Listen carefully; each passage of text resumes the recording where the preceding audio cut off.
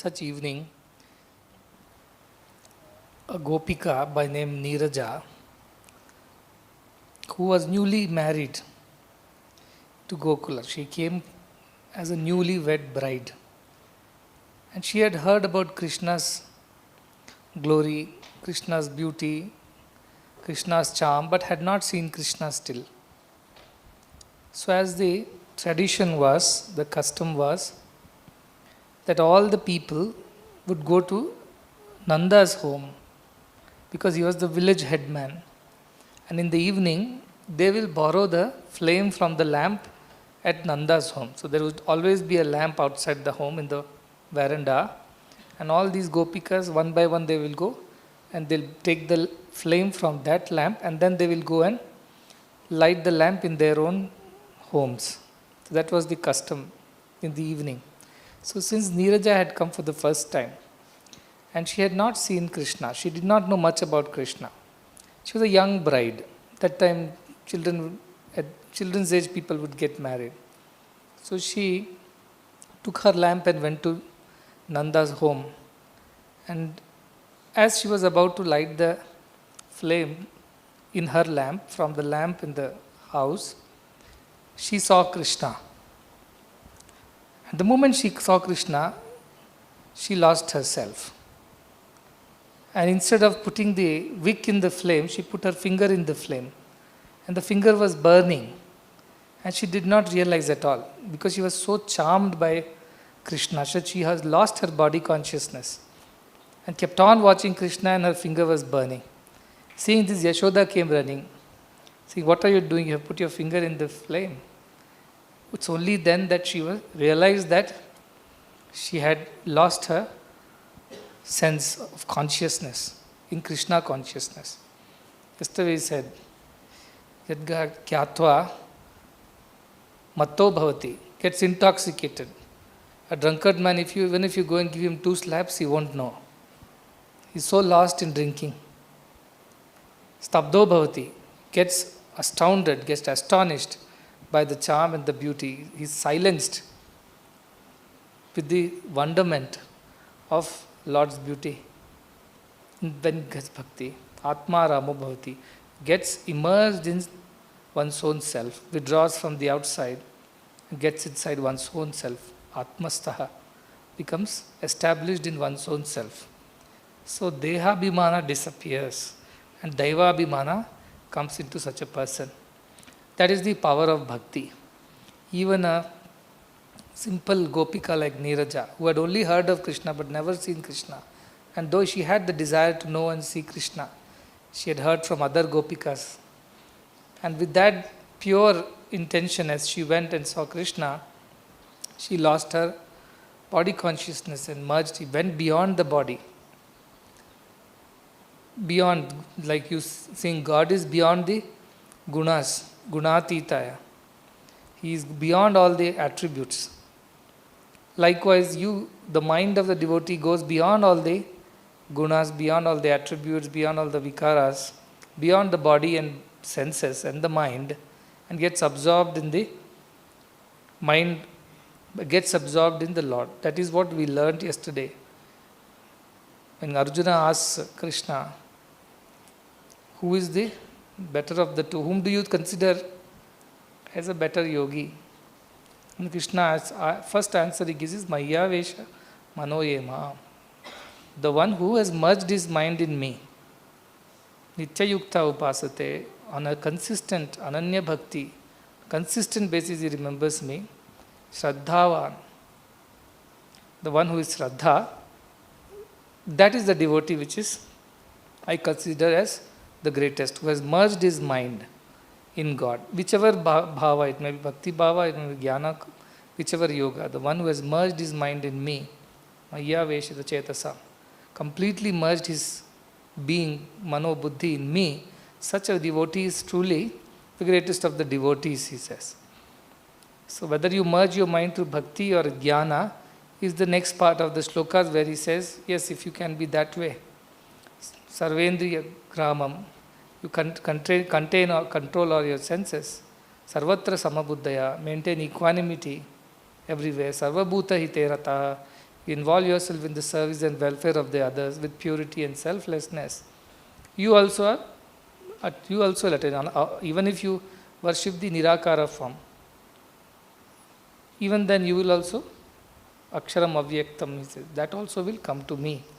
And finally he concludes on this Upadesha. He, conclusive line he draws, he says, Dehavadbhiravapyate, the one who has body consciousness. It is difficult for such a person to imagine God as the formless, as the nameless, formless, attributeless personality, a being. And therefore we discussed that in many other religions also, though they call God as formless, yet somehow inadvertently they end up assigning some gender, some form, some kind of personality or attribute to that God too. Because those who are in the form, it is impossible for them to realize the formless. But Neeraja, who went with bhakti and saw Krishna, lost her Dehabhimana, merged in the Daivabhimana. She lost her sense of consciousness altogether. Her finger is burning. She is not realizing that it is burning. So she went beyond. So it means what? The one who takes to the path of bhakti also reaches the same. Advaita Darshanam Jnanam becomes one, is Mana Buddhi Niveshaya, completely becomes absorbed in the divine self. So that is also possible. However, Krishna is, that's why he says, between the two, the one who wants to directly aim for the Nirakara, Avyayaktam, Anirdeshyam, will find it a little difficult. Because we have a body consciousness, we have a body, we would appreciate if God also has a similar feature in body. We can find kinship with God. And that is why avatars happen, because they come, they behave like just anybody. They also play with Krishna, played with the Gopikas, Gopalas. So they developed some kind of an attachment and love for Krishna. And from that love, he purified their minds and then ensured that their minds were merged in Krishna Bhava. That's how even those unlettered Gopikas who were not Gyanis in that way, in the sense they have not read the Veda Vedantas, they also ended up realizing Krishna by pure bhakti, by always thinking of Krishna, by continuously meditating on Krishna, by continuously serving Krishna devotedly. They also attain. In fact, then they will go to sell their butter and curd. They will not ask, they will not say butter and curd. They will only say Govinda, Gopala, Keshava, Madhava. They will sing Krishna's name and go. And people will buy their butter or curds, whatever they were selling. So they were not having any other marketing. Their marketing was only Krishna's name, because they didn't know anything other than Krishna. So they just knew Krishna and they kept on chanting Krishna.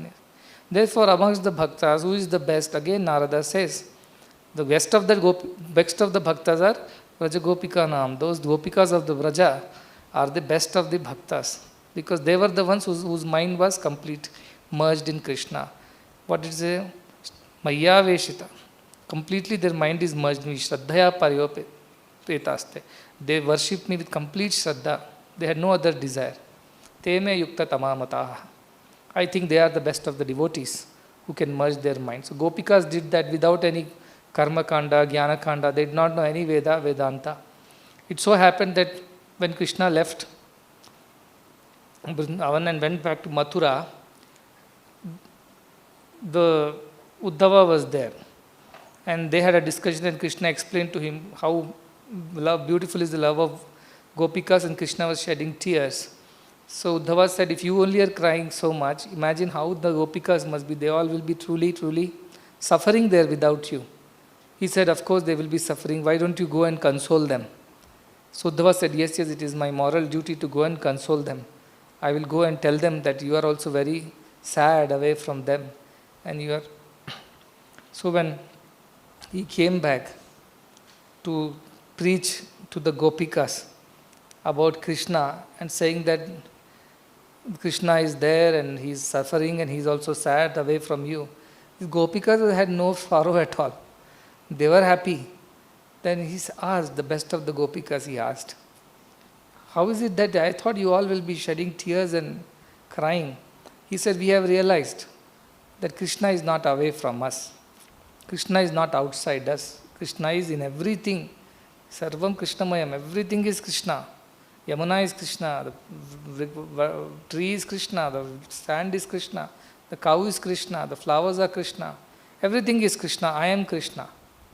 So that is the experience the Gopikas had.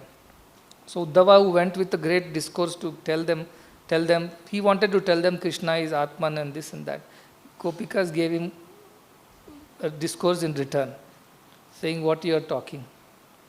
Gopikas had that kind of a devotion that they went beyond their body consciousness. In fact, when Radha, last night, when Radha is there and Krishna is about to leave, he tells Radha, are you not sad? Are you not feeling bad?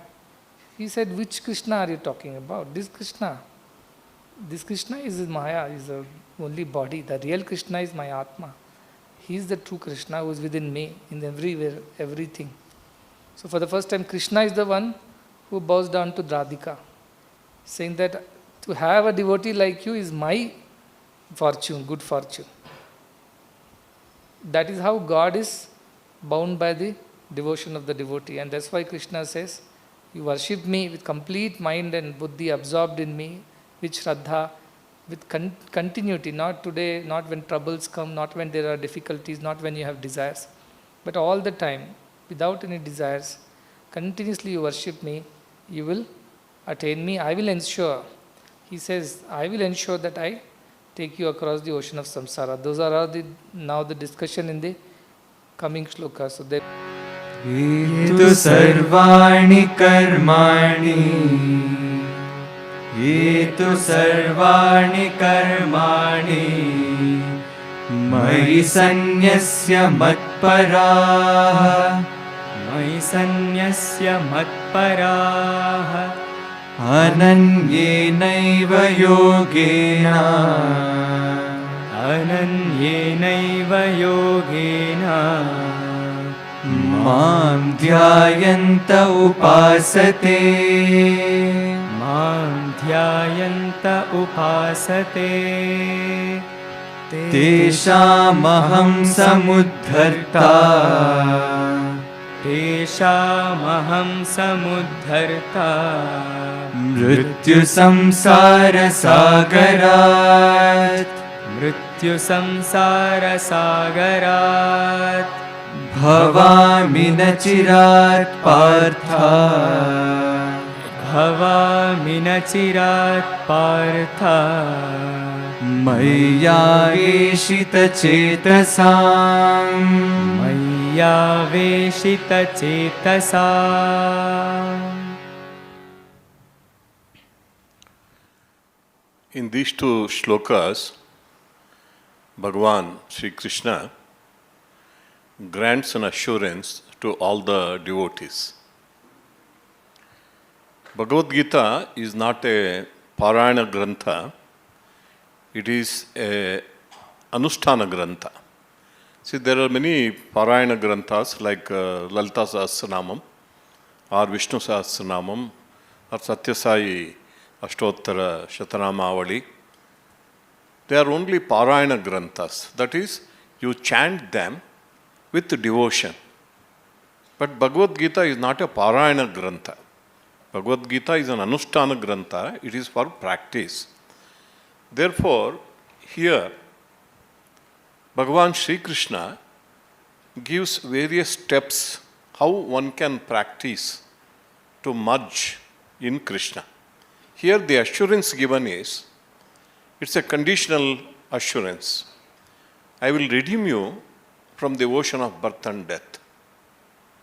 Chirat, soon I am going to redeem you from the ocean of birth and death.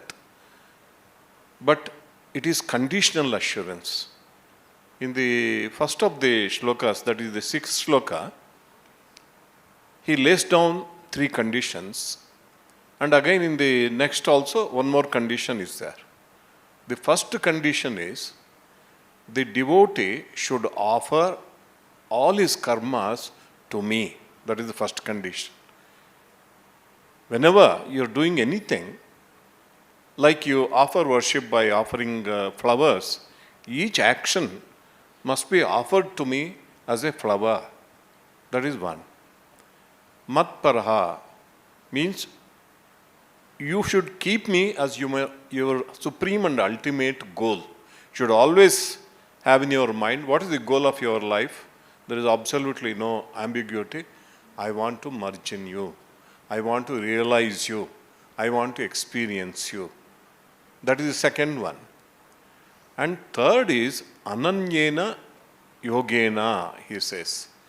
Ananya Yoga means all the time in Narada Bhakti Sutra, Narada says, Taila Dharavat. When you pour oil from one container to another, the thread is not broken. It is continuous, absolutely continuous. So like that, without any distractions, Ananya, Yoga, merging your mind in me. And in the next shloka, Maya Veshita Chetasam. You should merge your mind in me. Like what Swami was telling. These Gopikas, though they were unlettered, they were not scholars. Scholarship is not required on the path of God. They had the highest purity of heart and purity of mind. How did it come to them? That is why it is said they were sages who had prayed, who had done a lot of penance, that purified their minds. They prayed to God, next time when you come down to the earth, we want to spend our time with you. Therefore, they were not unlettered girls or ladies. They were the sages with highest purity of heart. See, once you have purity of heart, nothing is required. Anything can give you that kind of God realization and God experience, like Swami was telling us a day before yesterday.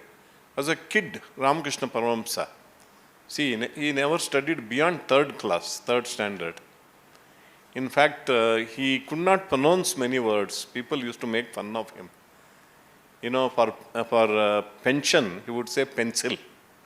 Pencil. And even Swami Vivekananda, his Guru boys would call him Loren, not Naren, because Ramakrishna was pronouncing it as Loren. So they were calling him as Loren. Such a person, even when he was a kid of 7-8 years, you know, one day he was walking in paddy field on the bund between two fields, and there were dark clouds, and he saw cranes flying. Once he saw, he entered into Bhava Samadhi, he lost himself. How did it happen? Because of purity of mind. Therefore, all the sadhana is for attaining purity of mind. Here also, Krishna is giving the assurance. On this condition, you have to do it. Mayyeva mana adatsva Mayyeva mana adatsva Mayi buddhim niveshaya Mayi buddhim niveshaya Nivasishyasi mayyeva Nivasishyasi mayyeva Ata urdhvam na samshayaha Ata urdhvam na samshayaha. Like a very good teacher who teaches the minimum content with maximum stress. Here he tells Arjuna, without doubt you are going to attain me. Without doubt. But he repeats the conditions. You have to merge your mind in me. You have to merge your buddhi in me, intellect also in me. And then you will live in me. You will reside in me only. This is just a repetition of the previous conditions, because he wants to tell, with stress, this is all you need to do, and you have no doubt. Ata urdhvam na samshayaha. There is absolutely no doubt that you are going to attain. Atha chittam samadhatum Atha chittam samadhatum Na shaknoshi mayi sthiram Na shaknoshi mayi sthiram अभ्यासयोगेन ततः अभ्यासयोगेन ततः मामिच्छाप्तुं Dhananjay मामिच्छाप्तुं Dhananjay. When Krishna said, you have to merge your mind in me, intellect in me, it's so easy for him to say. And Arjuna immediately got a doubt in his mind. You say that I have to merge my mind and my intellect, but I have absolutely no control over my mind. And mind is so fickle. It's so difficult to control. See, that question came up in Arjuna's mind. Here, this is the greatness of Sri Krishna as the Jagat Guru. As a great teacher, see, any teacher has to go down to the level of the student. If he keeps teaching only at his level, the students will never understand. And a good teacher should not assume that already the students have understood. He goes down to his level and finds out, and step by step he tells, in this particular shloka he says, fine, if you are not able to focus your mind on me, still you can continue in your spiritual effort, spiritual practice, by resorting to Abhyasa Yoga. And what is this Abhyasa Yoga? This Abhyasa Yoga, more light, I pray to Swami to throw, what is this Abhyasa Yoga? As I understand, I will tell you. There are two aspects to it. One is the internal aspect. Second is the external aspect. Abhyasa Yoga. Exercise. Abhyasa means exercise. What is it? The internal thing is, for every one of us, in spite of knowing fully well intellectually that God is supreme, God is permanent, world is temporary, and it is dukkhalayam, ashashvatam, anityam, asukam, the intellect knows, but still mind keeps oscillating between God and the world. Once I had the good opportunity to ask Swami long back, Swami, there are people who don't know the taste of God's name or God's glory. Their minds naturally go towards the worldly pleasures and worldly attachments. But why even a person who has once experienced some kind of joy and bliss by experiencing God within himself or in the company of God, in satsang, somewhere he has experienced that bliss, why again that mind should go back to the worldly pleasures and worldly attachments?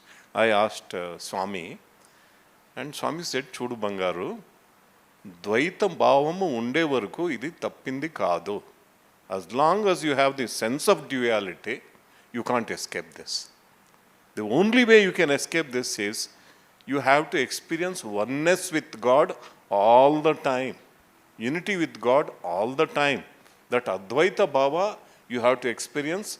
Once you get into duality, whatever you are, you may be a sage, you may be a saint, you may be a muni, whatever you are, the mind will naturally, like a stone which is thrown up, will go down because of the gravitational pull. The mind will go. That is what Swami said. Therefore, Abhyasa Yoga, internal part is Pratyahara and Dharana. What is Pratyahara? Again and again the mind goes to worldly things. You have Pratyahara means withdraw the mind from the worldly obsession and again focus it on God. That is Dharana. The internal aspect of this Abhyasa Yoga is you have to keep doing this exercise. How long you are going to do this exercise? As long as mind keeps going back to the worldly things. It's an exercise you continue to, that is Abhyasa Yoga. But to help this externally, we can have a good spiritual routine. Like every morning, when sun rises, I will chant Aditya Hrudayam. I will pray for that energy of Surya. Like, it was Rama was taught by sage Agastya this Aditya Hrudayam first time in the Ramayana because he was so depressed. Rama was depressed because every time he tried to kill Ravana, he chops off the heads. Again and again the heads are coming up. He doesn't know. Then Agastya appears and tells him, therefore it is symbolic to get over, to conquer the worldly desire, that Ravana thing. You can draw the energy from the sun god. Okay, Aditya Hrudayam. Or you can chant Lalita Sahasranamam morning, or chant Vishnu Sahasranamam. Some ritualistic puja, Shodashopchara puja, some kind of offering up. This is external part. Whether your mind is completely on it or not, you have to do it regularly. You fix up a particular time and keep on doing that abhyasa, whether mind is there or not. What happens with us, we decide, tomorrow I am going to have a dhyanam from 15 minutes, 20 minutes. You sit down, the mind is not focused on God, it goes everywhere else. And what you tell yourself, what is the use of doing jhana mechanically? There is no feeling, and you will get up. What here Abhyasa Yoga Krishna is telling is, whether you are doing it mechanically or otherwise, don't escape from that routine. Keep repeating it. At the same time, internally, you try to focus your mind on God. So, if you are not able to completely merge your mind, at least follow this Abhyasa Yoga. That is what he is telling.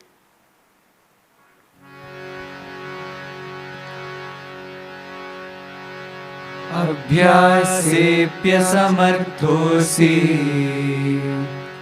अभ्यासेऽप्यसमर्थोऽसि मत्कर्म परमो भव मत्कर्म परमो भव मदर्थमपि कर्माणि मदर्थमपि कर्माणि कुर्वन् सिद्धिमवाप्स्यसि कुर्वन् सिद्धिमवाप्स्यसि. Once Krishna told Arjuna, you focus on Abhyasa Yoga. What came up in Arjuna's mind is, that is also not possible for me. I can't sit quiet for 1 minute also. Even silent sitting is not possible for me. Because there is so much rajas. Why we are not able to sit quietly is, because there is so much rajas in this. Rajas we have to get rid of only with activity, only by involving ourselves in activity. When can you sit quiet? Either tamas should be there, means like Kumbhakarna, or Sattvat should be there like Vibhishana. But when you have rajas like Ravana, instead of doing wrong things, you have to do the right things. And therefore this question is not asked by Arjuna, but Krishna, like the real master, he knows what is happening in the mind of Arjuna. Therefore he tells him, even if you are not capable of all this, you can't chant Parayana, and it's okay, fine, no problem. You can't do Dharana, Pratyahara and Dharana, no problem. Whatever you do everything for my sake. Whatever activities you are doing, you are studying, study for me. That's what Swami says. You are treating a patient, do it for me. Okay, you can't sit quiet and do anything, forget about it. But you are doing some activity. For your livelihood at least you are doing. Instead of doing it for livelihood, why are you doing? Why are you studying? I want to get a rank. Why should you get a rank? I should get seat in engineering college, medical college. Why do you want to become a doctor? I want to earn money. Instead of that, you study for me. Like Swami says, I am studying to satisfy Swami because I want to serve Swami. Tomorrow I want to become an instrument in the hands of Swami. Therefore, whatever work you are going to do, you offer it to me, even then you can reach me. See, first difficult thing, next, difficulty level reduced, and then further reduced, and next still he reduces. Yes. अथैतदप्यशक्तोऽसि अथैतदप्यशक्तोऽसि कर्तुं मद्योगमाश्रितः कर्तुं मद्योगमाश्रितः सर्वकर्मफलत्यागम् सर्वकर्मफलत्यागम् ततः कुरु यतात्मवान् ततः कुरु यतात्मवान्.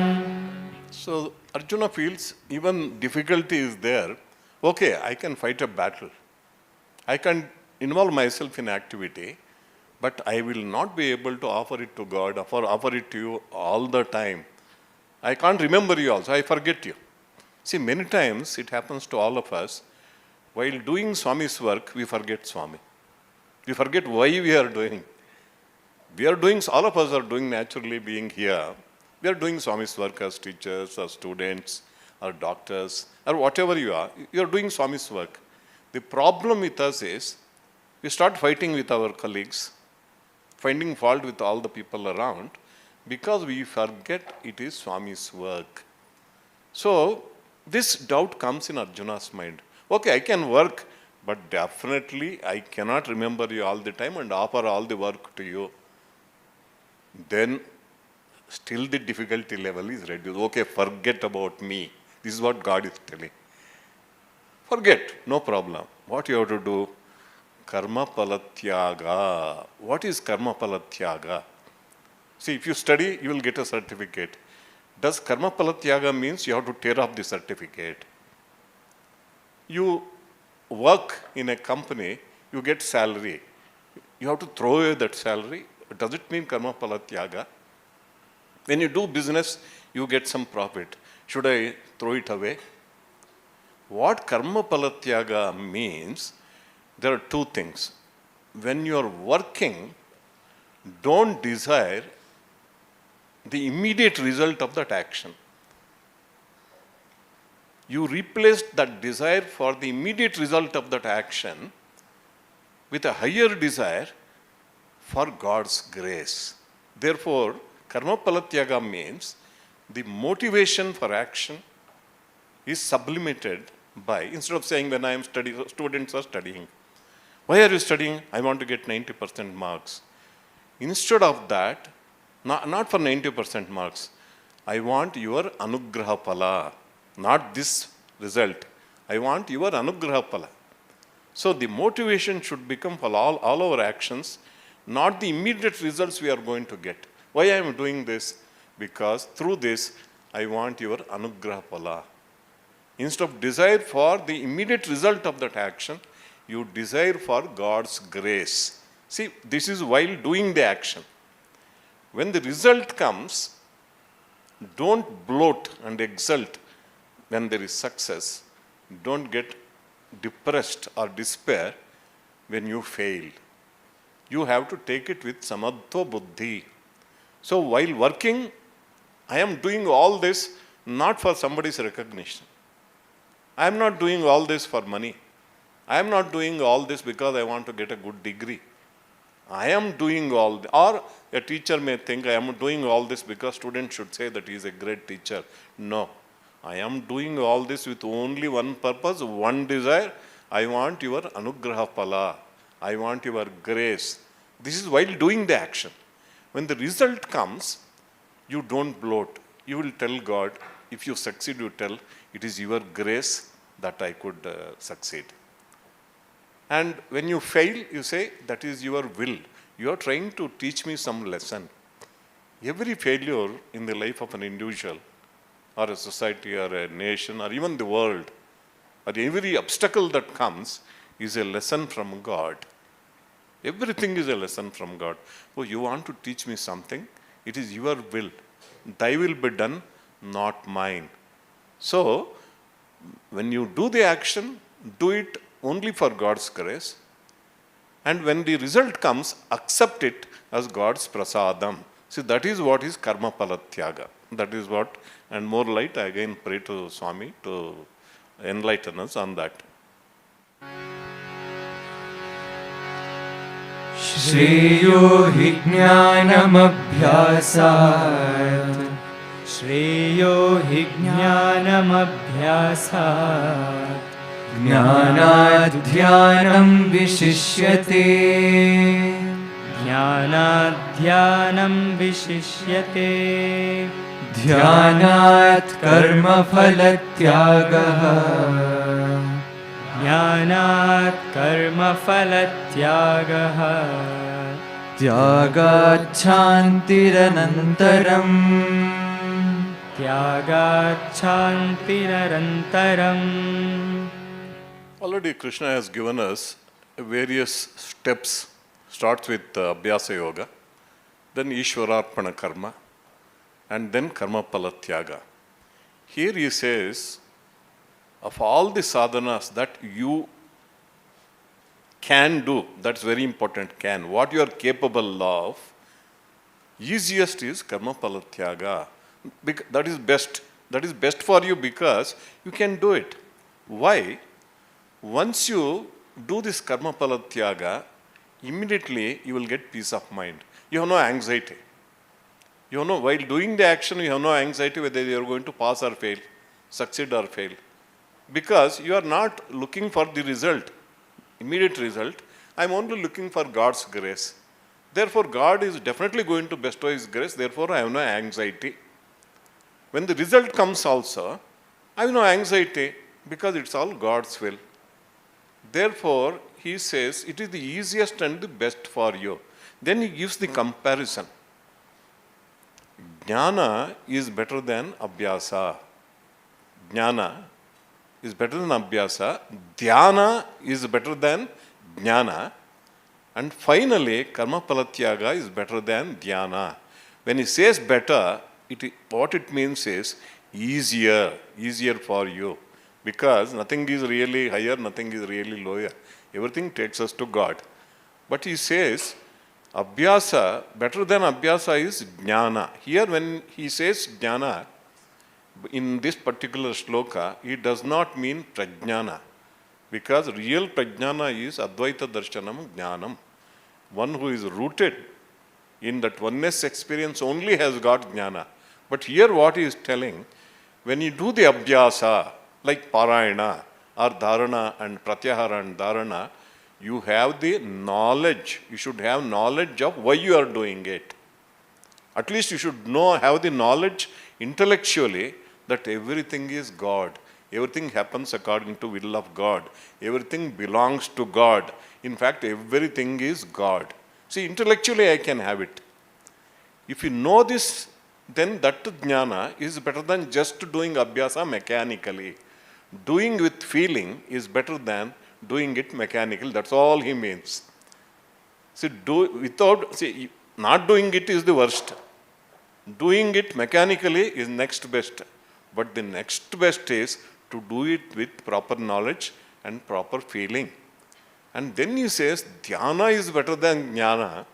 Here what he means is, intellectually you know the truths. What is it? All this is your leela. You are in everything. Everything belongs to you. Everything goes on according to your will. You are everything. All this you know. You sit down and meditate on these truths. Contemplate on these truths so that these truths which are in your head will sink into your heart. You know, it makes such a huge difference in your life. When I say you are everything, only from my lips, I don't get any experience. When I meditate upon it, when I get that experience that everything is yourself, immediately you tumble into that divine joy.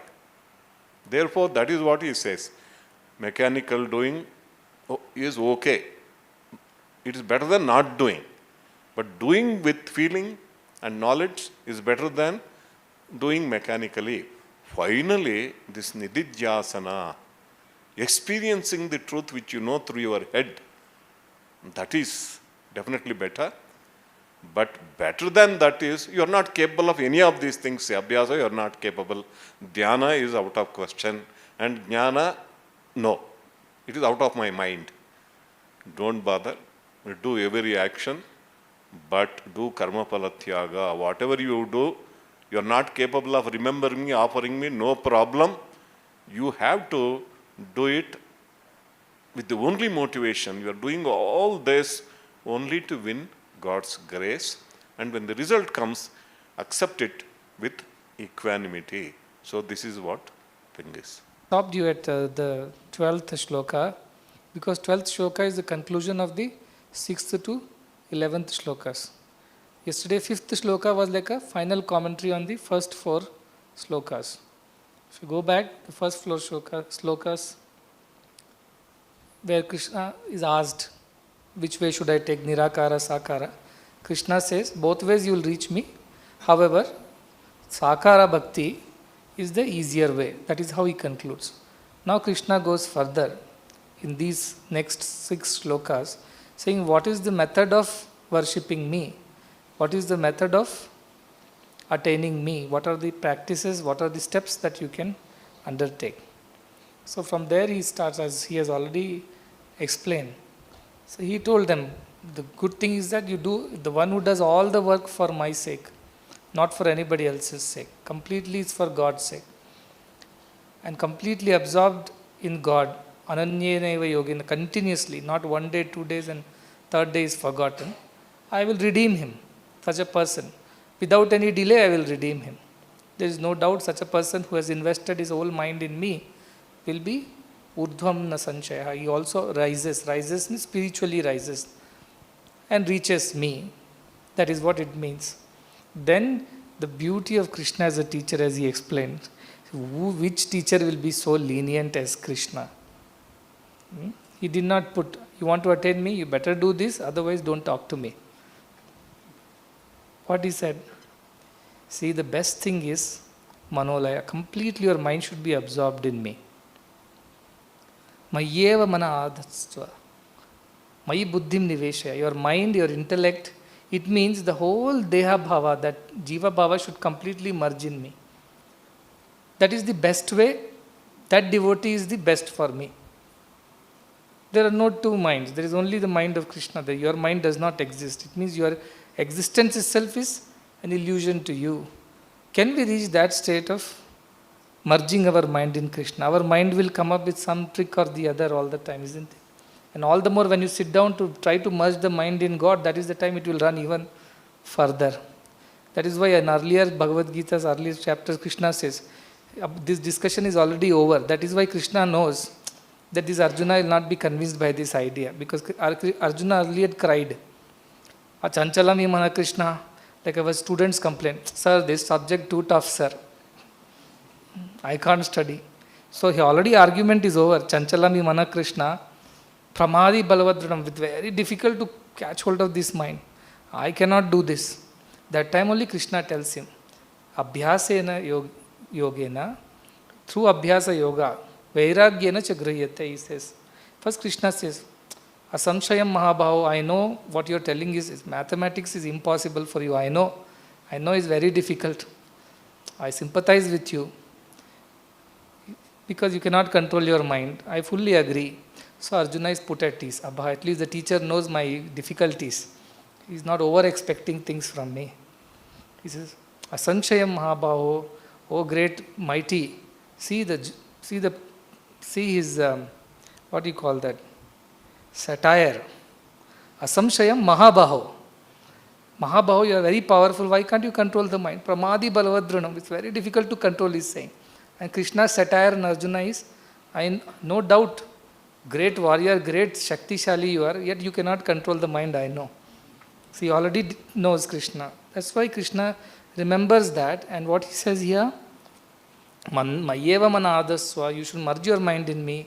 Mayi buddhim niveshaya, completely merge your buddhi in me. Then you will definitely reach me. But he remembers the conversation this Arjuna had already told, he cannot control his mind. So what he says, he goes one step lower. You cannot control your mind, I know. So what is the next shloka?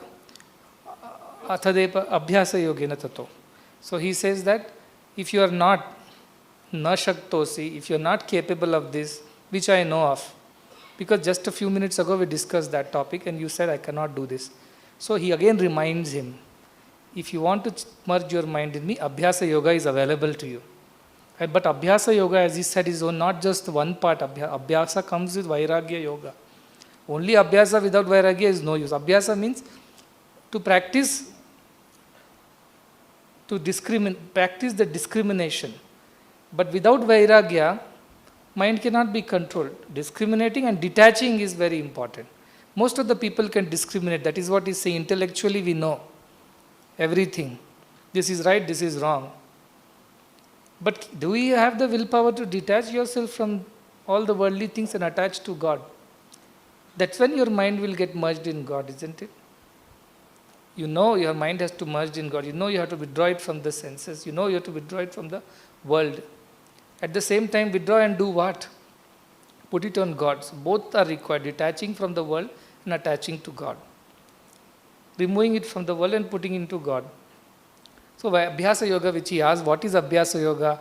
Abhyasa Yoga has both aspects. One Abhyasa is to keep withdrawing the man, Pratyahara. But Pratyahara is not possible unless you do this Yama Niyama. You see, the basic discipline should be there in life. Today I went to listen to the music instruments. See, if they had not on a daily discipline practiced, that is Abhyasa. By putting their entire mind and buddhi into the instrument, into learning, and detaching it from other pleasure-seeking ways, eating, sleeping, and whiling away the time. How could have they learned the musical instruments? So anything, that is why mana eva manushyanam karanam bandha mokshayo, mind is responsible for your bondage or liberation is said. So mind is very critical. So what happens when your mind merges in God's mind? Complete. You become the Soham Bhavam. You always live in the Bhava of God. So such a devotee is almost equal to God because there is no two things. Mind alone is the difference between us and God. If mind only does not exist, has gone into God, you become like a river merged into the ocean. So what Krishna said in the very first step, merge your mind, means you truly attain that highest of all practices, which is to totally merge in the mind. So you may ask, if I merge the mind in God, tomorrow will I be able to study? Will I be able to carry on with my other activities? Because my mind only is not there, God is saying, it has gone to God. So what will happen to me then? Will I exist? Will I be able to eat? Will I be sleeping? Will I be able to talk or sing? Because my mind only is not there, you are saying. So what does this merging the mind mean? How do we act after that? See, very beautifully, Ashtavakra gives example. He says, such a person by yogi who has become detached, his mind is completely merged in that God. He is like a dry leaf who is moving because of the wind, but not because of its own. A dry leaf keeps flying everywhere. It looks very busy. Doesn't it look like? But it is not a bird which is flying on its own. It is flying because of the winds. So based on the circumstances, situation, what needs to be done, you will do. The Gopikas went and milked their cows in the morning. They made their butter by afternoon. They sold their butter by evening. They did all that. Yet their mind was always in the Krishna. So that is the merging of the mind. Your body will continue to act. And you will clearly differentiate that this is my body, which is busy in action because of the samskara vayu, it says. Because of the samskara, I am born as a cowherd girl. I am married in a family of Gopalas. This is my basic duty to make curd and butter. So you are physically you will be busy doing all these things. And the one who sees you from outside, he'll think, oh, how busy this man is. But your truth is only as good as the dry leaf floating because of the wind, not because of its own. So the mind of a person which is merged in God, though he exists and does everything, yet he has no sense of doership. So the first stage what Krishna is asking is no doership. Kartritva bhava will disappear because your mind does not exist. You are doing everything. It's happening. That is why we say yogis, jnanis, they don't do. It happens for them. Without their realizing. They're eating, sleeping, walking, everything they're doing. But they're still not doing. Whereas an ajnani, even if he's not doing, he's doing, they say. Even if he's not doing, it means he's happily Kumbhakarna method, sleeping. Seems like he's not doing anything, but he's actually doing. That sleeping is his karma. It is part of his karma. Whereas a jnani, even if he is doing everything, he is not doing anything. So first step Krishna asks is merge your mind with me, completely absorbed in me, your buddhi in me. It means you don't think, you don't decide. Always your mind is absorbed in everything happens in your life. You will continue to sing, you will continue to walk, talk, but as if on an autopilot, as if controlled by a remote control. It's not on your own accord. That's a state that you must attain, he said. Then you are a dear devotee to me. That is, but he knows this, Arjuna is not capable of that because he has already cried before. This is too difficult a sum for me. Give me some easier questions. Otherwise I'll fail. So the teacher, the Krishna, compassionate, says this Arjuna is not capable of merging the mind. Arjuna, again, don't take it as one single person. It is the dilemma of everybody who is sitting here. Can we attain that state where we are, even if we are walking, we don't know that we are walking? It's God who is walking through us, talking through us, moving through us, eating through us, experiencing everything through us. I am not physically, as an individual, I am not a part of this experience. How many can raise themselves to that level? Difficult. So then Krishna says, okay, I will make it easier for you. At least pass. If you got this, you would have been the best of the devotee. 100% in distinction. But okay, at least let us try for first class. So he says, do this much. I will reduce the level of your difficulty. What is the level of difficulty? He says, try it. Abhyasa you do. Straight away, if you cannot reach there, keep trying. And Abhyasa and Vairagya both should go together. Discriminate, detach from the world, so that more and more your mind will get attached to me. Same thing Ramakrishna Paramhansa says, like a rich man who is always worried about the money in his pocket, like a newly married young man always thinking of the bride at home, like the person with a toothache always thinking of the tooth which is paining while he is doing everything, while a mother busy with the daily chores is thinking of the baby in the cradle. Likewise, think of God while you do all the other activities. So what Krishna tells next, Abhyasa you do to merge the mind, not possible. Do everything for my sake. Matkarma paramo. You do it for my sake. That you can do. You cannot think that, no, I am not singing. Actually, Swami only is singing through me. It is actually Swami only is teaching through me, eating through me, sleeping through me. It's not possible for us at this stage. So what you can do, whatever I do, I will do it for Swami's sake. Sincerely, without any, some things for Swami's sake, some things not for Swami's sake, not. It means what if everything you have to do for God's sake, can you do anything wrong? Can you do anything bad? Can you do anything evil? It's not possible. Is it possible? Can a murderer say that I want to murder this person for God's sake? Not Arjuna's case, that is Dharma Yuddha. Ours will become Karma Yuddha if we go and fight with others. I cannot do anything evil because I want to do it for God's sake. At the end of the day, I have to show my face to God. I have to answer Him, why did I do this when I am doing it for His sake? So He says, do one thing, mat karma paramo bhava. Please do that. At least whatever you are doing, offer it to me. Yad juhoshi, yadashnashi, yad dadasi, yad tapasyasi tu kaunteya, kurushva madarpanam. Do it for my sake. Let us be done with that. If you cannot think that I am the doer, means total naham, total soham bhavam you cannot do, at least naham bhavam you come. I not me, it's all for God's sake, it's not for my sake. I do my work for God's sake. That much can you do, he is asking. And he must have seen the expression on Arjuna's face like the expression on most of your faces. So then Krishna thought this is also not going to work. He will not even attempt the question paper. So I have to give him one more choice. Athadapi asamartosi, even this if you are incapable of. See, he did not reject him. Useless student. No. He says, even if this you are incapable of, kartum karma mad ashraya, you depend on me and do the work. It means what? Become an instrument. Depend on me. It says, no, ashraya, one word is there. Ashraya means what? You depend on me and do. Means what? From the doer and doing. First is no doership. That is not possible. Now have the doership.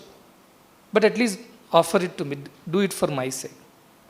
That also is not possible. Depend on me. Become an instrument of mine. Kartum udyoga mad ashraya. You do it dependent on me as an instrument of mine. What is the instrument of mine? Same thing, he said, I'm studying, I want to be a good doctor, so that a lot of children write letters, Swami, make a good instrument of yours. I want to do your work. I want you to do your work through me. So last he's saying nimitta matram, at least become an instrument of mine. Think like that, I am an instrument of God. Can you do that at least? Because through that also you will attain me, he says. But not in the very first stage. Through that you will reach a stage of, from nimittam you will reach the stage of naham, from naham you will reach stages soham and become him. So he knows that there is a method, but it's a lower step. Now what he says, at least become an instrument. That karma phala tyaga, when is it possible for us, you tell? If you have a doership, it's very difficult to say karma phala tyaga. Very difficult. Think of it once. You have worked so hard from morning till evening and you have earned some money. It's very difficult for you to say, I will renounce this. Karma phala tyaga. But when you think, God has done this through you, you are only an instrument of God. He is the owner, I am only a servant of God. When you think like that, what happens? It's easier to get rid of our karma phala. So what he has done, he has brought it down to one more level lower, saying that become an instrument. So again I repeat, first stage he said, completely absorb your mind in me, buddhi in me, you do not even think of doing anything. Everything will be done through God's will and you are just a witness. Can you reach that stage? No, because your mind is not steady. It can never live in that state for too long. So do one thing, have the doership. You only are the doer. But ensure that you do it for my sake, not for your sake, without any selfish motives. That also is not possible. Think you are an instrument in the hands of God, so that it's easy for you to get rid of the karma phala tyaga is easy for you. So at the end of that you say Krishnarpanamastu. Second stage. Third stage, I am only an instrument, nimitta matram. So something goes wrong. He said, you cannot become happy when something goes right. You will not become sad when something goes wrong. Because what is the fault of a scalpel in the operation? It's the doctor who is operating. Suppose the operation goes right and becomes successful, the scalpel is not going to enjoy the success. If the operation fails and the person reaches the Vaikuntha, then what happens? Then also you don't have to blame yourself, because you have done everything best to your ability as an instrument. You have offered to God and you have completely believed that God is working through me. So the karma phala tyaga becomes easier with the instrumentation idea, not as a doership idea, not even as the I. I am I is very difficult. Then it says that, okay, at least do this much. Whatever you do, you offer it to me. At the end of the day, Shri Krishnarpanamastu. But that also we forget. So he says, at least remember that you are an instrument in my hand, so that whatever happens through you, it's happening by me. And so it is easy for you to give up the actions. Isn't it? But only if you are a sincere instrument, a tuned instrument, a pure instrument. Suppose the whole instrument is not tuned properly. Then even if the best of the musician plays, it will produce noise. Likewise, you try to remain a good instrument of mine, and all the karma phala tyaga you can do easily after that. So karma phala tyaga is not possible unless you think you are a servant of God or an instrument of God. And none of this you own. The ownership goes away. So very easy that you become an instrument, do it for God's sake. Everything will fall in place. And when you keep doing this again and again, slowly your mind gets purified. You realize that I am not the doer at all. Somebody else is doing, I am just a witness. And slowly, slowly that feeling will become stronger and stronger till your mind is so merged in God that you don't realize what you are doing. Like the Nirja puts her finger into the flame and does not realize what she is doing. Everything happens. They are selling butter and curd, they are chanting Krishna Madhava, and butter and curds are getting sold. And they don't know what is happening. So that stage to reach, start with the instrumentation stage, where you can, something goes right, some bhajan you sang very well, despite your best effort, you couldn't sing well today. If you really had the feeling that I have done my best, it is nimitta matramayam, it's gone wrong, that is, I completely leave it to God, the results. Because why I am saying this karma phala tyaga and leaving the results to God is important, because that is what is going to lead to the next sets of shlokas. Unless you develop this attitude, karma phala tyaga, this anapeksha, shuchi, none of this is possible. Unless you think you are an instrument of God, the minimum level, the next set of shlokas are not going to make any sense to you. They will be all flying above the head. So Krishna nicely concludes at the end of these slokas. What does he say? He says, Shreho Jnanam Adhyasad. Simply doing without realizing, without even having sense of offering, without having any feeling, simply mechanically. A lot of pujaris do, no? Mechanical puja. Give Govinda, Madhava, Krishna. Look at that. The little feeling also is not there. I am worshipping the very God.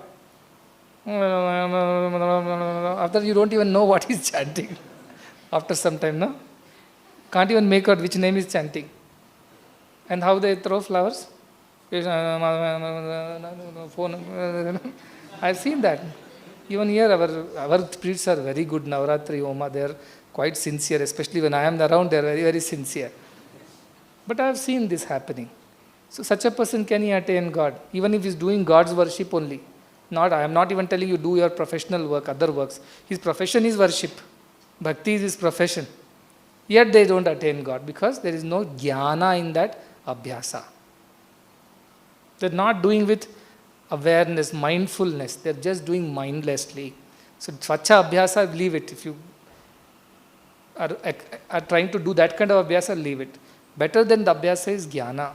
Do it with the knowledge of what you are doing. You are offering to Krishna. That is Vigrahamut. Krishna is very much present. I am offering to Krishna with some devotion, some feeling. So that is jnana. Dhyana is what? Completely merged in the action. You are one with the action. Like who says? Yes, you only said. The instrument becomes one with the player. So much you are absorbed in your doing. All these are not possible for this. So he says, better is to not doing anything. As he said, you do something, but doing it mechanically is not good. So do it with the knowledge of why you are doing. You know that story. One cat was kept under a basket with a stone on it, Satyanarayan Puja. You know that? So there was a list which was sent. All the ingredients for puja. What is the puja ingredient? One cat, one basket, one stone. So they said all the other things are okay. Then Archana, Kumkum, Pushpa, all these are okay. But what is this cat with a basket and a stone? They said, then they dug and found out at some point in time when they were doing a Satyanarayan Puja in the home, lot of these mice, the rats were there. They were disturbing because there were milk, there was curd, there was sweets. So the mice were coming and disturbing the puja. So somebody suggested that next time when we are having a puja, better to keep a cat. So these mice won't come and disturb. So they bought a cat and kept it. After some time, this cat started making noise. The milk it wanted to drink, it wanted to taste the curd. So they said, how to control this cat? To get a basket, put the cat under the basket. But cat will be capable of throwing the basket away. So put a stone on top of the basket. So now every Satyanarayana Puja, in the list of things, this is what? Shreyohi Jnanam Abhyasat. Don't do mechanically without knowledge of what you are doing. Do it with the knowledge. Neen pakoda tinte neekemi koduva. Without knowledge. The singing is without knowledge. That's why I asked, do you know the meaning of what you are singing? Do you know the meaning of what you are chanting? Because you are doing abhyasa without jnana. It is not good. So he says, Shreya Jnanam Abhyasad. Jnana Dhyanam Vishishyate. If you become one with your song, if you completely contemplate, you are chanting Aham Nirvikalpo Nirakara Rupo. Suppose you are chanting with the knowledge. Now you know the meaning of the slokas. But if you realize the meaning, dhyana, it is even better, isn't it? Because then you really benefit out of whatever you are doing. But beyond that, the easiest way is karma palatyaga, because all these require some decent effort. But karma palatyaga is very easy. I am only a servant. Nothing belongs to me. I am just a servant of God. At the end of it, I offer it back. But that is why when Narasimhamurti initially said, Swami, we are building so many campuses. First you started with 1, now you make it 2, then you say 4. How are we going to do that? I told him, you are a watchman. I am the chairman. I am the chairman, you are the watchman. Why are you worried? You leave it to me. Why should watchman be worried of the house?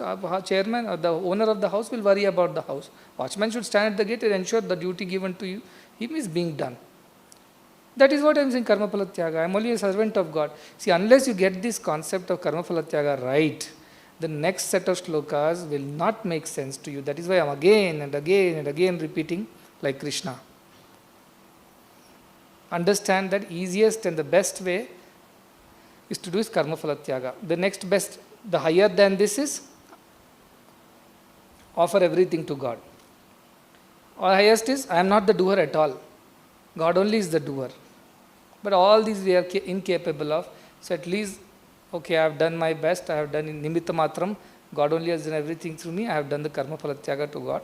Whatever happens, good, bad, it is God's will. See, it is you are thinking that Krishna is making it too simple for Arjuna. That can't you remember God? As he said, can't you remember God whole day? We forget God at times, isn't it? We forget God only while doing God's work. Best classic example is of Narada, who said, who is the greatest devotee? And Vishnu said, one farmer is there down on earth, he is the greatest devotee. And what did Narada say? He felt insulted. I chant your name 24 hours. I should be the greater devotee. Ananya bhakta, I am continuously upasate. And why should you not call me greatest devotee? Then he understood this Narada has developed ego. He needs to be taught a lesson. So he told you, go and check what does he do. So he went down, checked the farmer, woke up in the morning, remembered Krishna, went about doing his daily ablutions, and then he went to his field. In the afternoon, as he ate his food, he remembered Krishna, and then he continued to do his work. In the evening, when he came back, third time he remembered Krishna, and then he went to sleep. So Narada counted 1, 2, 3. 3 times only he chanted in the whole day. I chant all the time, Narayana, Narayana, Narayana. I keep chanting. He has chanted 3 times Narayana, Narayana, 3 times. How can he be a greater devotee? So he called, he came back to Vaikuntha and was very upset. So Narayana was ready to teach him the lesson. He said, Swami, they have chanted, only 3 times they chanted your name. He chanted, I chant all the time. He said, here I'll give you a small work. If you can do that, you will be the greatest devotee. Oh sure, I will, just to win the competition. So he gave him an oil vessel full of oil, a patram, and told you put it on your head and go around the Brahmanda once. When you come back to Vaikuntha, make sure that not one drop of oil spills from this vessel. Can you do that for me? He said, this is no work at all. I will do it any time. So he put that oil vessel on his head. Carefully he went around the Brahmanda, finished the whole production of Brahmanda, came back to Vaikuntha, and very proudly said, not even one drop of oil fell from the vessel. And Narayana said, leave that aside. How many times you chanted my name? Then he remembered, not even once he chanted, because he was all busy thinking of the oil and oil not falling. So he said, how can you be a devotee at all? When I give you some work, you cannot remember me even once. So Narada only cannot remember Narayana when he gets a small job to do. When we do our daily jobs, how is it possible for us to remember Krishna all the time? Though Ramakrishna says that remember like the toothache, remember like the miser's money, but it is so difficult. So Krishna brings down that level, says, okay, at the end of the day, just offer it to me. That is also not possible. Then be an instrument, karma phala tyaga you do. Whatever comes out of it, accept it. As an instrument of mind, do karma phala tyaga. This is how he concludes these shlokas. The next set of shlokas are all going to be the quality of that devotee, whom he loves the most. So you may say, does God has partiality? Does he love one less, one more? One can ask, because he says, Sacha me priyaha, yo me bhaktasya me priyaha. He goes on telling, those who have these qualities, they are dear to me. So others will say, Swami, I am also devotee, am I not dear to you? Again, I will repeat, you have no right to call yourself a devotee. The upadhi of devotee cannot be attained by you, it has to be given by God. He is my devotee. So that is why I will not even get into the argument whether you love one devotee more, one devotee less. Krishna straight away puts the stand. If you are a devotee, you better have these qualities. If you don't have these qualities, there is no question of you being a devotee. You are still trying to become a devotee. You have not become a devotee.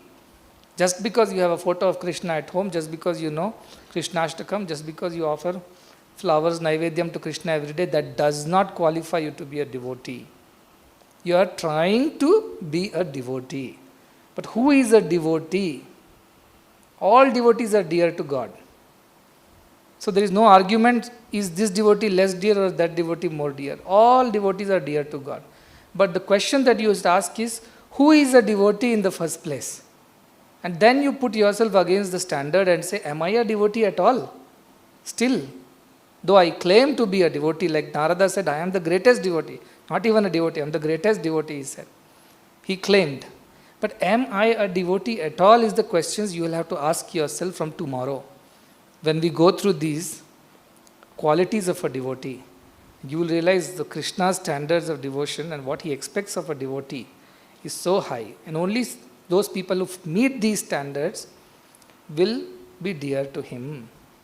All the others are also there, but they cannot be called as a devotee yet. Just because they know Krishna's name, they chant Krishna's name, or they do bhajans, does not qualify them to be a devotee still. So let that discrimination guide your thinking in the slokas going forward. And you may ask us a question, these are the qualities of a devotee. Then how do we become such a devotee? These are the methods he told in the beginning of the chapter.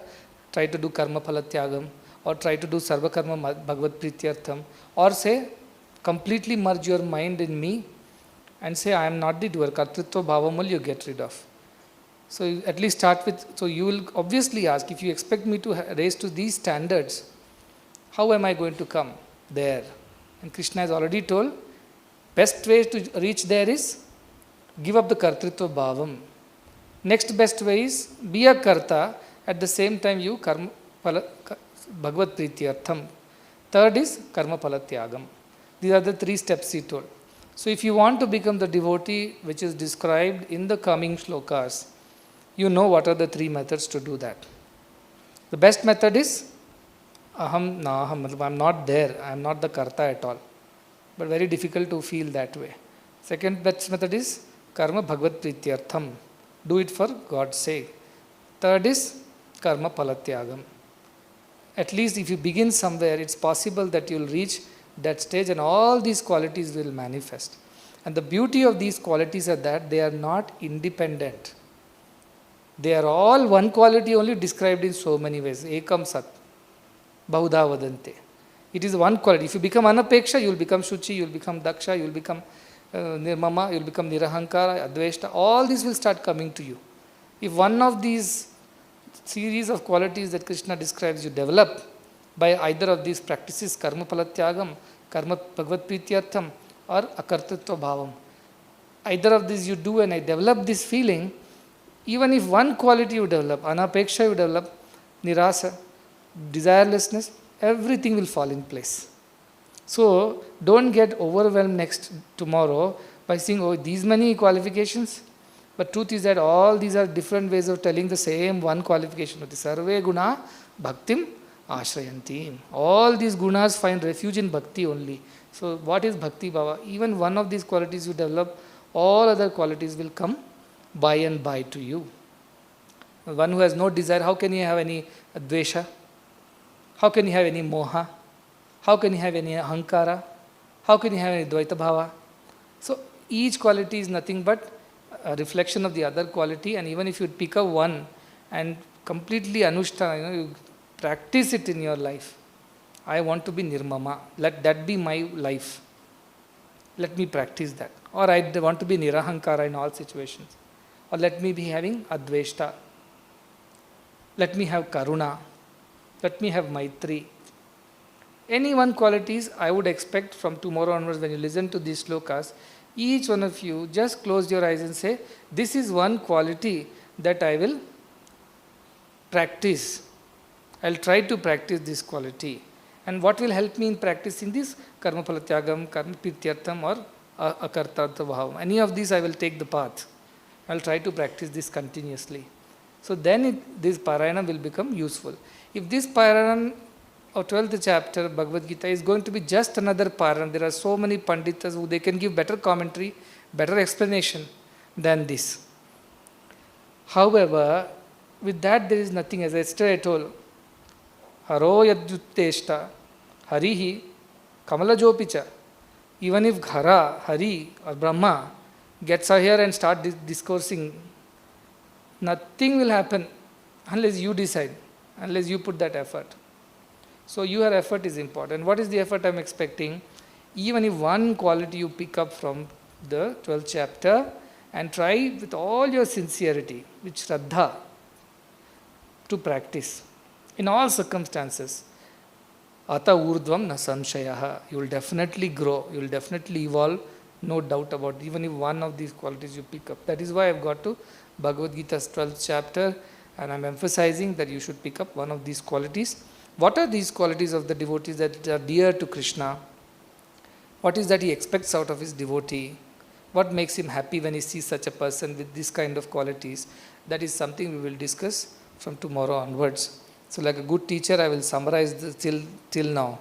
So Arjuna came with the doubt, which is better, Sakara or Nirakara? And Krishna said, those who merge their mind in me, they are the best of the people. However, even those who follow the Nirakara, they will also reach me. I will save them too. But between the two, Sakara is the easier way. Because you have a body consciousness. That is the first part of the discourse. The second part of the discourse, what he says? Shreyo hi jnanam abhyasat. You practice to merge your mind in me. If not possible, at least do everything for my sake. It's not possible, give up the fruits of your actions to me. That way also you will reach me. Don't simply do mechanically, do it with the knowledge. Better than knowledge is become, meditate on that thought, understand that completely and do. If none of these you are capable of, the best and easiest is give up the fruit of the action, immediately you will attain peace. If you have done everything right, why should you have a worry about what the result would be? That will be according to what you have sown. You sown you have sown the mango seed, you will get a mango fruit. Why doubt about it? So just do your duty. Nimitta matram, you become an instrument. Results are all in hands of God. That is what Yada Karma, he says that only you have adhikara on the karma. Karmanya adhikaraste, mahapaleshu kadachana. All this he has already told before. So Bhakti Yoga is another re-emphasis of the same points. So tomorrow when we start, please come with this determination. Don't come swinging your hands that, oh nice, 1 more 2 hours lecture and sitting with Swami. No, I want results. Result in you. That whatever this effort we are putting, each one of you should grow and evolve from here to a better human being. First human being, then comes devotee. To a better human as you are, and then we'll come to the question of devotee. I don't even have to say, you yourself should be able to understand whether you are a devotee or not devotee. There is nothing like half devotee and full devotee, or 50% or 30%. Either you are a devotee or you are not a devotee. You may be devotee to the world. People may perceive you as a devotee. I should call you a devotee. So that kind of devotee are you is the question you have to ask from tomorrow, and take one quality and practice. Whichever you feel is easier or comfortable or which you think is possible for you. But then stick to that and don't keep changing. Try Maitri. It didn't work out. Yesterday only I fought with this fellow. Let me try something else. Let me try Anapeksha. I should not have any desire. The first desire is that fellow should come and apologize to me. That is also desire, isn't it?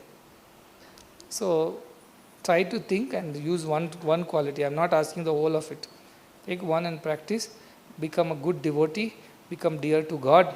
When you become dear to God, you become near to God. When you become near to God, you become God. That is how you can reach there. Dei mais prema sarva kala, dei prema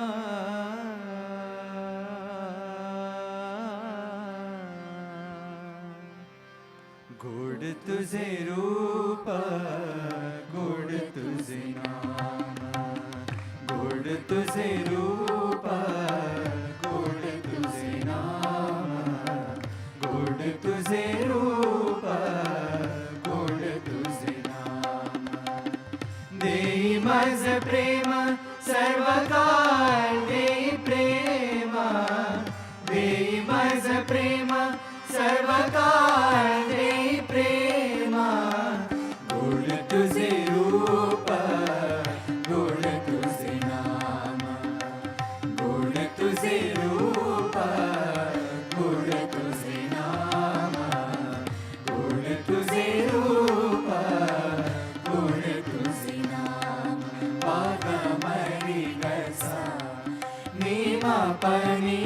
पा पा ग मरी ग सा नी मा प नी नी पा नी ग री सा दा पा मा सा नी मा पा म ग री सा नी सदा माझे डोळा जळू तुझी मूर्ती सदा माझे डोळा जळू तुझी मूर्ती सदा माझे डोळा जळू तुझी मूर्ती रखुमाईच्या पती सोयरिया रखुमाईच्या पती सोयरिया गोड तुझे रूप गोड तुझे नाम गोड तुझे रूप गोड तुझे नाम गोड तुझे रूप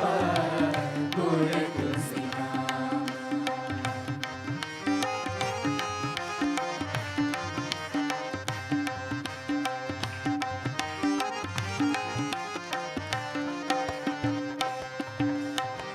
विठू माऊली माझी वरदे विठू माऊली हाची वरदे विठू माऊली हाची वरदे